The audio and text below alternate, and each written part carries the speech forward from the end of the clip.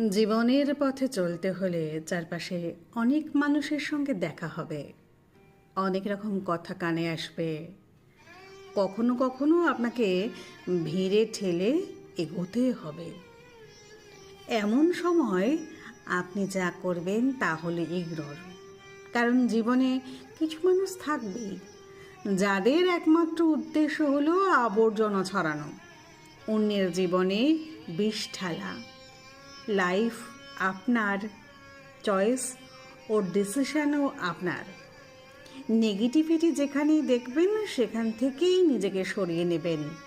এটা দুর্বলতা নয়, বরং নিজের মানসিক শান্তির প্রতি দায়িত্বশীল থাকা। খারাপ লাগলেও এটা সত্যি যে আপনি যাদের বন্ধু ভাবেন তাদের অনেকেই আপনার পতন দেখতে চায়। সহানুভূতির মুখোশ পরে তারা সুযোগ খুঁজে বেড়ায় আপনাকে আঘাত করার। তাদের সেই সুযোগটা দেবেন না। অপ্রয়োজনীয় তর্কে যাবেন না, কারো কিছু বোঝাতে যাবেন না। কেউ যদি আপনাকে মূর্খ বলে, হেসে বেরিয়ে আসুন। এতে আপনি সময়, এনার্জি আর মানসিক শান্তি সবাই বাঁচাবেন।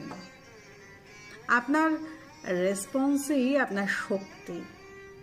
যারা জীবনটা সত্যি বোঝে তারা জানে কাকে রেসপন্স দিতে হয় আর কাকে এড়িয়ে যেতে হয়। সমালোচনার মধ্যে না ডুবে গিয়ে ভালো কিছু করুন।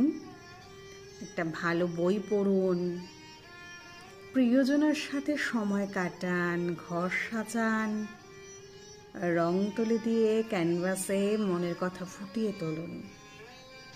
ঘুরতে যান, লং ট্যুরে যান, ছবি তুলুন, ব্যায়াম করুন, গাছ লাগান, কিংবা একটুখানি চুপ করে সৃষ্টিকর্তার সঙ্গে সংযোগ করুন। নিজেকে বাঁচান অপ্রয়োজনীয় মানুষের আগ্রাসন থেকে। আপনার জন্য আসল মানুষগুলো চিনে নিন। পরিবার, কাছের কিছু বন্ধুবান্ধব, যাদের সামনে আপনি আয়নার মতো স্বচ্ছ হতে পারেন, তাদের সঙ্গেই আপনার মনের কথাগুলো ভাগ করুন। কারণ তারা আপনার ভালোটা চায়। বাকি দুনিয়াকে জঞ্জাল ভাবুন এবং দরকার হলে ঝেড়ে ফেলুন। সবশেষে মনে রাখবেন, জীবন অনেক সুন্দর, পৃথিবীও অনেক সুন্দর। পথে চলতে গিয়ে আগাছা আর কাটা ঝোপ থাকবেই, কিন্তু আপনাকে বেছে নিতে হবে কোনটা পাশ কাটিয়ে